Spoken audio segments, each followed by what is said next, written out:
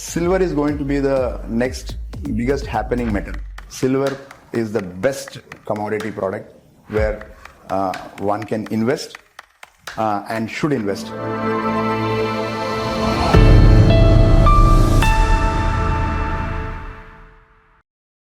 നമസ്കാരം സാർ.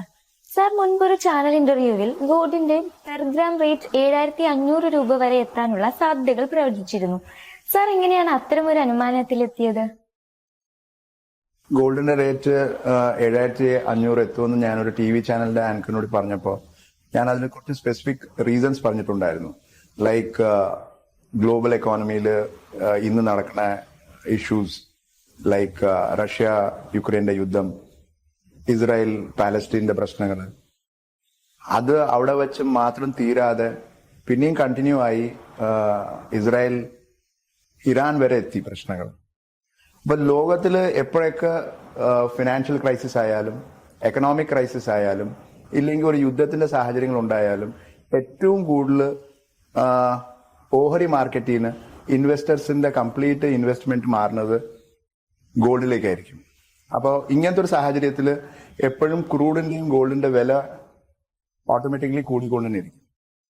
അപ്പൊ അതിന്റെ ഒരു ഗ്ലോബൽ ഫിനോമിന തന്നെ വിച്ച് സേസ് ദാറ്റ് ക്രൈസിസ് വരുമ്പോൾ എപ്പോഴും ഗോൾഡ് മെറ്റലിന് വേണ്ടി അതിന്റെ ആവശ്യക്കാരും അതിൽ ഇൻവെസ്റ്റ് ചെയ്യുന്ന ഇൻവെസ്റ്റേഴ്സിന്റെയും എണ്ണം കൂടും. അപ്പൊ ഓട്ടോമാറ്റിക്കലി ബയേഴ്സ് കൂടുമ്പോൾ ഗോൾഡിന്റെ റേറ്റും കൂടും. അതായിരുന്നു മെയിൻ കാരണം ഗോൾഡിന്റെ റേറ്റ് കൂടാൻ. ഒരു സെക്യൂർഡ് അസറ്റ് എന്ന പദവിയിലേക്ക് ഗോൾഡ് എത്താനുള്ള കാരണങ്ങൾ എന്തെല്ലാമാണ്?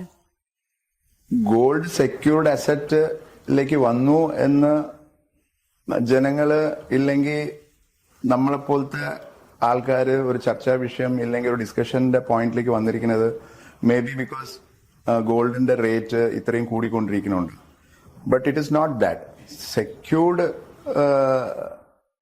ഒരു പ്രോഡക്റ്റ് അല്ലെങ്കിൽ ഒരു സെക്യൂർഡ് അസറ്റ് എന്ന് പറയുന്ന ഗോൾഡിനെ വ്യാഖ്യാനിക്കുക എന്ന് പറയുമ്പോൾ അത് ഇന്ന് കാലം തൊട്ടല്ല, അത് യുഗങ്ങൾ എത്ര നിങ്ങൾ യുഗങ്ങൾ ബാക്കിലേക്ക് പോയാലും രാജാക്കൾ ഭരിക്കുന്ന സമയം തൊട്ട് തന്നെ ഗോൾഡിന് ഏറ്റവും കൂടുതൽ പ്രയോറിറ്റി കൊടുത്തുകൊണ്ടിരുന്ന കാലം തന്നെയായിരുന്നു അന്നും ഇന്നും.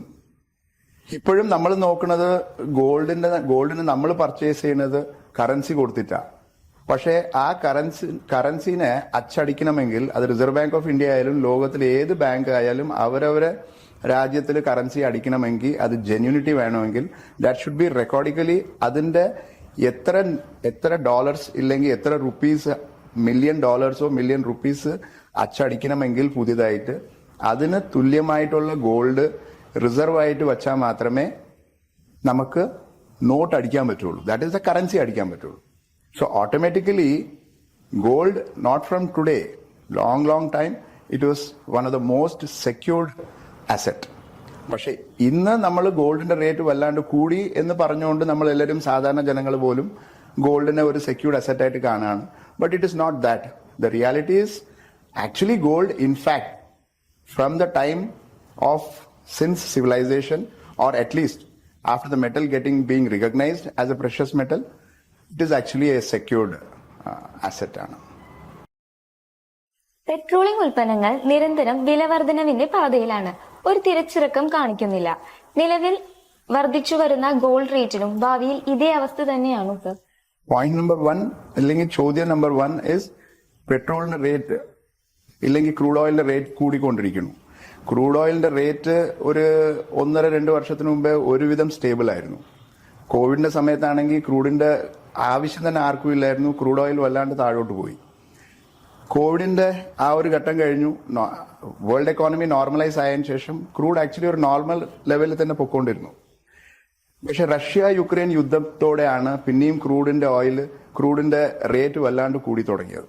ഫോളോഡ് ബൈ ലൈക്ക് ഇതിനു മുമ്പ് ഞാൻ പറഞ്ഞ പോലെ തന്നെ ഇസ്രായേൽ ആൻഡ് പാലസ്തീന്റെ യുദ്ധം, അതേപോലെ തന്നെ മിഡിൽ ഈസ്റ്റിന്റെ crisis. Russia is second major crude oil production ഉള്ള ഒരു രാജ്യമാണ്. അപ്പൊ അവിടേക്ക് ഒരു കൺഫ്യൂഷൻ വന്നപ്പോൾ യൂറോപ്യൻ രാജ്യങ്ങൾ റഷ്യയുടെ അടുത്ത് ക്രൂഡിന്റെ സാങ്ഷൻസും വച്ചതോടെയാണ് ക്രൂഡിന്റെ റേറ്റ് വല്ലാണ്ട് കൂടിയത്. Otherwise if things go normal, എല്ലാം സ്റ്റേബിളായി മാറിക്കഴിഞ്ഞാൽ ക്രൂഡ് പിന്നെയും താഴോട്ട് തന്നെ വരും. എന്ന് പറഞ്ഞാൽ petroleum products will be coming back to normalcy. Next, ഇതേ ട്രെൻഡ് ആയിരിക്കുമോ ഗോൾഡ് കാണിപ്പിക്കാൻ പോകണമെന്ന് പറയുമ്പോൾ അഗെയിൻ വേൾഡ് എക്കോണമി ഒന്ന് നോർമലൈസ് ആയി, എല്ലാ രാജ്യങ്ങളും അവരവർ ഓഹരി മാർക്കറ്റും തിരിച്ചു വന്നു, എവറിത്തിങ് ഒന്ന് സ്റ്റെബിലൈസ് ആയി കഴിഞ്ഞാൽ ഗോൾഡിന്റെ റേറ്റ് ഇതിനു മുമ്പുള്ള ഇന്റർവ്യൂവിൽ പറഞ്ഞ പോലെ തന്നെ റേറ്റ് താഴോട്ടാവും, ഒന്ന് നോർമലൈസ് ആവും. വല്ലാണ്ട് താഴോട്ട് പോകണമെന്ന് നമ്മളൊന്നും പ്രതീക്ഷിക്കും. ഗോൾഡിന്റെ ദിനംപ്രതി വർദ്ധിച്ചു വരുന്ന വിലക്കയറ്റം ചെറുകിട സ്വർണ്ണ വ്യാപാര മേഖലയെ തകർത്ത് കോർപ്പറേറ്റ് മോണോപ്പൊളിയായി മാറാൻ സാധ്യതയുണ്ടോ? ഇതില് രണ്ട് രീതിയിലായിട്ടായിരിക്കണം നമുക്ക് നോക്കേണ്ടത്. ഈ വലിയ വലിയ കോർപ്പറേറ്റ് ലെവലില് ഇന്ന് ജ്വല്ലറി കമ്പനീസ് ആയിട്ട് തന്നെ സ്റ്റാർട്ട് ചെയ്യാണ്. അതിപ്പോ അല്ല, കുറച്ചു കാലമായി. അപ്പൊ ഇതില് ചെറിയ രീതിയിൽ ഗ്രാമപ്രദേശങ്ങളിൽ ഇല്ലെങ്കിൽ ചെറിയ ടൗൺസിലൊക്കെ ചെറിയ ചെറിയ രീതിയിൽ ജ്വല്ലറി സ്റ്റാർട്ട് ചെയ്യണ ഇല്ലെങ്കിൽ ഓൾറെഡി ഉള്ള ആൾക്കാർക്ക് അങ്ങനത്തെ ചെറിയ ജ്വല്ലറിയിൽ പോയി ജ്വല്ലറി സ്ഥിരമായിട്ട് ഗോൾഡിന്റെ റേറ്റ് വല്ലാണ്ട് കൂടുതലല്ലാത്ത സമയത്ത് അവർക്കെല്ലാം ആ ഗോൾഡ് ഇപ്പോൾ മേ ബി ബേബി ഐറ്റംസ് ആയാലും അങ്ങനത്തെ ചില ഐറ്റംസ് വാങ്ങിക്കാൻ ഓട്ടോമാറ്റിക്കലി ആ ചെറിയ കടകളിൽ പോയാൽ ആ ചെറിയ ചെറിയ സേവിങ്സ് വെച്ചിട്ടായിരിക്കും അവര് ആ ഒരു ലോ മിഡിൽ ക്ലാസിന്റെ ആൾക്കാർക്ക് പോകാൻ പറ്റുന്ന ഒരു സ്ഥലമായിരുന്നു അങ്ങനത്തെ കടകൾ. ഇപ്പൊ ഗോൾഡിന്റെ റേറ്റ് വല്ലാണ്ട് കൂടിയതുകൊണ്ട് ആ ഒരു സെഗ്മെന്റ് ഓഫ് ആൾക്കാരുടെ കയ്യിൽ ആക്ച്വലി ആ ഗോൾഡ് വാങ്ങിക്കാൻ അങ്ങനത്തെ ഒരു ബേബി ഐറ്റംസോ ചെറിയ ചെറിയ ഐറ്റംസ് വാങ്ങിക്കാൻ കഴിവില്ലാതായി പോയി. ഗോൾഡിന്റെ റേറ്റ് വല്ലാണ്ട് കൂടിയുണ്ട്. ബട്ട് കോർപ്പറേറ്റ് സെഗ്മെന്റിൽ എങ്ങനെയെന്ന് പറയുമ്പോൾ അവർ ഫോക്കസ് ചെയ്യുന്നതെല്ലാം middle class, upper middle class, high ക്ലാസിന്റെ ആൾക്കാരെടുത്താണ്. അപ്പൊ വലിയൊരു എന്താ പറയാ ഒരു അൾട്ടിമേറ്റ് ക്രൈസിസ് ഒന്നും അല്ലാത്തതുകൊണ്ട് ഇപ്പോഴും ആ ഒരു വിഭാഗം ആൾക്കാരെടുത്ത് പർച്ചേസിംഗ് പവർ ഉള്ളതുകൊണ്ട് ഈ കോർപ്പറേറ്റ് ജ്വല്ലറീസിന്റെ അടുത്ത് പോയിട്ട് അവർക്ക് ഇപ്പോഴും ജ്വല്ലറി പർച്ചേസ് ചെയ്യാൻ പറ്റുന്നുണ്ട്. ബട്ട് ഗോയിങ് ഫോർവേഡ് ഇതേ ട്രെൻഡ് ഉണ്ടെങ്കിൽ മേ ബി ചിലപ്പോൾ ചെറിയ ചെറിയ ജ്വല്ലറി കടകൾ നടത്തുന്ന വ്യാപാരികൾക്ക് ചിലപ്പോൾ ബുദ്ധിമുട്ടുകൾ വരാൻ സാധ്യതയുണ്ട്. ലോകത്തിലെ ഏറ്റവും വലിയ സിൽവർ കൺസ്യൂമർ കൺട്രി ആയ ഇന്ത്യയിൽ സാധാരണക്കാർക്കിടയിൽ ഗോൾഡിന് റീപ്ലേസ് ആയി സിൽവർ മാറാനുള്ള സാധ്യതകൾ എത്രത്തോളമാണ് സർ? ഫസ്റ്റ് ടൈം ആയിട്ടാണ് എൻ്റെ കൂടി ഒരു പ്ലാറ്റ്ഫോമിൽ സിൽവറിനെ കുറിച്ച് സംസാരിക്കും. The future of investment replacement of gold എന്ന് ഞാൻ ഒരിക്കലും പറയില്ല. Silver is going to be the next biggest happening metal, not only in India, ലോകത്തിൽ എല്ലായിടത്തും തന്നെ. അതിന് രണ്ട് കാരണമുണ്ട്. ഒന്ന്, ആൾക്കാരെ ഗോൾഡിന്റെ പുറത്തുള്ള മതിപ്പ് കുറഞ്ഞു എന്നല്ല, ഒന്ന് റേറ്റിന്റെ ഒരു ഹയസ്റ്റ് ലെവലിൽ ഗോൾഡ് നിൽക്കുമ്പോൾ എനിക്ക് മെറ്റലിൽ തന്നെ ഇൻവെസ്റ്റ് ചെയ്യണമെങ്കിൽ ഒരു നെക്സ്റ്റ് ഓപ്ഷൻ, ഇമീഡിയറ്റ് ഓപ്ഷൻ എന്ന് പറഞ്ഞാൽ സിൽവറാണ്. നെക്സ്റ്റ് ഒരു ഇൻവെസ്റ്റർ നോക്കണമെന്ന് പറയുമ്പോൾ ഇത്രയും വില കയറി നിൽക്കുന്ന ഒരു മെറ്റലിൽ ഞാൻ ഇൻവെസ്റ്റ് ചെയ്യുന്ന കാട്ടിയും നെക്സ്റ്റ് അതിന് ലൈനപ്പ്, നെക്സ്റ്റ് സെക്കൻഡറി ലൈനപ്പിൽ നിൽക്കുന്ന സിൽവറിന്റെ പുറത്ത് ഞാൻ ഇൻവെസ്റ്റ് ചെയ്ത് കഴിഞ്ഞാൽ അതിന്റെ ഗ്രോത്ത് ചിലപ്പോൾ 2 ഇരട്ടി 3 ഇരട്ടി ആയിരിക്കും ഗോൾഡിനെ കാട്ടിയും റിട്ടേൺസ് കിട്ടുന്നത്. സോ അതുകൊണ്ട് the next happening metal is going to be silver. അതിൽ നമ്മൾ ട്രഡീഷണൽ ആയിട്ട് സിൽവർ ഐറ്റംസ് ഇല്ലെങ്കിൽ സിൽവർ പർച്ചേസ് ചെയ്യുന്ന ഒരു രാജ്യമായിട്ട് നമ്മൾ നോക്കണ്ട. എൻറ്റയർ ലോകത്തിൽ തന്നെ people will start investing in silver. Already start investing എന്ന് മാത്രമല്ല, already have started investing in silver. North ഇന്ത്യയിലൊക്കെ പല ധനകാര്യ സ്ഥാപനത്തിൽ ഇന്ന് ഗോൾഡിന്റെ അഗെയിൻസ്റ്റ് എങ്ങനെയാണോ ലോൺ കൊടുക്കുന്നത്, ഓൾറെഡി നോർത്ത് ഇന്ത്യയിൽ പല ധനകാര്യ സ്ഥാപനങ്ങൾ സിൽവറിന്റെ അഗെയിൻസ്റ്റും ലോൺ കൊടുത്തു തുടങ്ങി. എന്ന് പറഞ്ഞാൽ പ്രൈവറ്റ് സ്ഥാപനങ്ങൾ പോലും അതിന് അത്രമാത്രം ഇമ്പോർട്ടൻസ് കൊടുത്തിട്ടുണ്ട്. അപ്പൊ അതുകൊണ്ട് the next happening metal is surely silver. അതിൽ ഓൾറെഡി ഇൻവെസ്റ്റ്മെന്റ് ഇഷ്ടംപോലെ ആൾക്കാർ, സാധാരണ ജനങ്ങൾ മാത്രമല്ല കോർപ്പറേറ്റ്സും ചെയ്തു തുടങ്ങി. ഡീഡോളറൈസേഷനിൽ നിന്നും ഗോൾഡ് റിസർവിലേക്ക് രാജ്യങ്ങൾ മാറുമ്പോൾ ഇന്ത്യൻ മാർക്കറ്റ് ഇതിനെ എങ്ങനെ അതിജീവിക്കും? ഡീഡോളറൈസേഷൻ എന്ന് പറയുമ്പോൾ നമ്മൾ ചരിത്രത്തിലേക്ക് പോയി കഴിഞ്ഞാൽ nothing is going to remain forever. അപ്പോൾ എല്ലാത്തിനും ഒരു അപ്പർ സൈഡ് ഉണ്ടാവും. അപ്പോൾ dollar controlling the world or world economy ഇപ്പോ ഒരു ചെറിയ രീതിയിൽ താഴോട്ട് വന്നുകൊണ്ടിരിക്കുക. ബിക്കോസ് ചൈനയുടെ ഒരു ഇമ്പോർട്ടൻസ് ഉണ്ട്. India is also economically growing. അപ്പോൾ ഡോളറിന്റെ പുറത്ത് ഓട്ടോമാറ്റിക്കലി ഡിപ്പെൻഡൻസി കുറയും.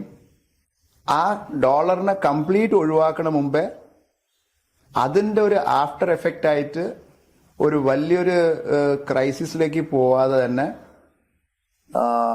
growing economies like or stable and well established economies like China and India already huge reserves. നമ്മുടെ റിസർവ് ബാങ്ക് ഓഫ് ഇന്ത്യ ആയാലും ചൈനയുടെ സെൻട്രൽ ബാങ്ക് ആയാലും ഹ്യൂജ് റിസർവ്സ് ഓഫ് ഗോൾഡ് വാങ്ങിക്കുന്നുമുണ്ട് കഴിഞ്ഞ 1.5 വർഷം 2 വർഷമായിട്ട്. സോ ഡോളർ ഡീഡോളറൈസേഷൻ ആയി കഴിഞ്ഞാൽ അത് ഓൾറെഡി ഇന്ത്യൻ ഗവൺമെന്റ് അതിന്റെ ബാക്കപ്പ് ആയിട്ട് ബുല്യൻസിലും ഗോൾഡിലും റിസർവ് ബാങ്ക് ഓഫ് ഇന്ത്യ വാങ്ങിക്കുന്നുണ്ട്. നമുക്ക് ഒരു ബാധകവും ഉണ്ടാവില്ല എന്നാണ് എന്റെ വിശ്വാസം. റിയൽ എസ്റ്റേറ്റ് ബിസിനസിന്റെ ഭാവി എന്താണ്? ഗോൾഡ് റേറ്റ് തിരിച്ചിറങ്ങാൻ റിയൽ എസ്റ്റേറ്റ് മെച്ചപ്പെടണം എന്നുണ്ടോ? No, nothing like that. രണ്ട് എൻറ്റിറ്റിയാണ്. ഇപ്പോൾ റിയൽ എസ്റ്റേറ്റ് എന്ന് പറയുന്നതിലും ഗോൾഡിലും രണ്ടും ഇൻവെസ്റ്റ്മെന്റ് ആയിട്ട് നമ്മൾ കണ്ടിട്ട് കാര്യമില്ല. ഗോൾഡിന്റെ ഇൻവെസ്റ്റേഴ്സും ഗോൾഡിന്റെ ആവശ്യക്കാരും അതേപോലെ തന്നെ സെയിം കമ്മ്യൂണിറ്റി ഓഫ് ആൾക്കാരായിരിക്കും ചിലപ്പോൾ റിയൽ എസ്റ്റേറ്റിലും ഇൻവെസ്റ്റ് ചെയ്യുന്നത്. പക്ഷെ രണ്ട് ഇൻവെസ്റ്റ്മെന്റ് ആയിട്ടേ കാണാൻ പറ്റുള്ളൂ.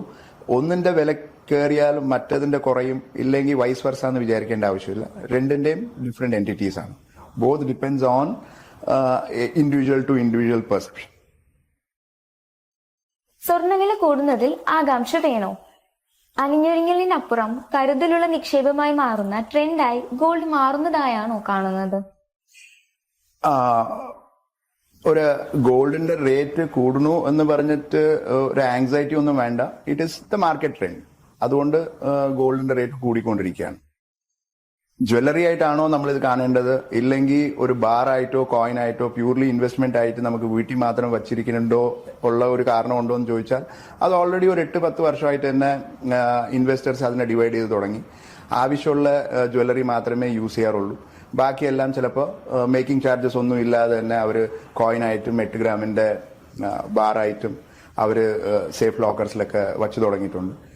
അപ്പോൾ രണ്ടിനും അതിൻ്റെ ആയിട്ടുള്ള ഇമ്പോർട്ടൻസ് എന്തായാലും ഉണ്ടാവും. സ്വർണ്ണവില കൂടുമ്പോൾ ബാങ്കുകൾ പണയത്തിന്മേൽ കൂടുതൽ വായ്പ നൽകും. എന്നാൽ പിന്നീട് വിലയിടിവ് സംഭവിച്ചാൽ അത് മറ്റൊരു സാമ്പത്തിക അസ്ഥിരതയ്ക്ക് കാരണമാകുമോ? നോ. ഗോൾഡിന്റെ റേറ്റ് കൂടുമ്പോൾ അതിന്റെ രീതിയിലുള്ള ഒരു മാർജിൻ, ഒരു we call it as LTV.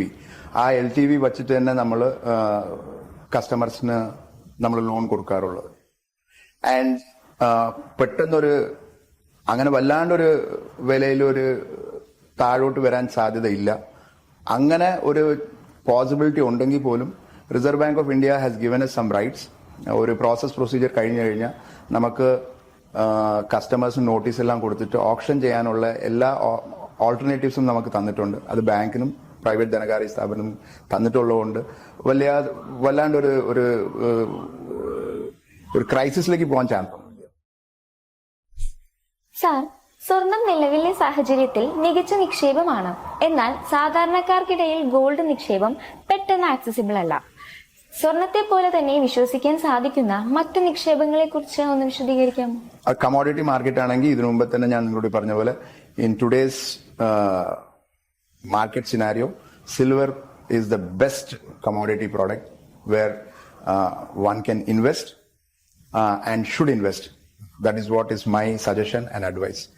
വരും ദിവസങ്ങളിലും ഇല്ലെങ്കിൽ വരും കാലത്തിലും സിൽവറിന് നല്ല രീതിയിലുള്ള വിലക്കയറ്റം ഉണ്ടാവും.